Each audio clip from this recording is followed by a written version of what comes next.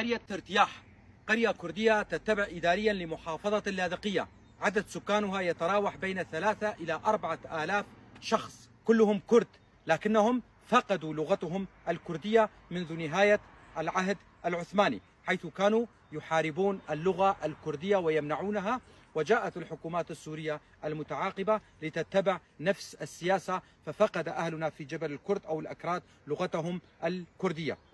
يعمل الأهالي بالزراعة وتربية المواشي. وصلتني هذه المعلومات من أحد أبناء منطقة جبل الكرد أو جبل الأكراد، وأنا ألقيها بصوتي. أنا علي عبد الله كولو، محام من منطقة الدرباسية. أتمنى كما يتمنى كل الكرد الناطقين بالكردية أن يتعلم أهلنا في جبل الأكراد لغتهم الكردية، فلغتنا الكردية كبقية اللغات هدية من الله، وعلينا أن نتعلمها. دمتم أهلنا في قرية ترتياح.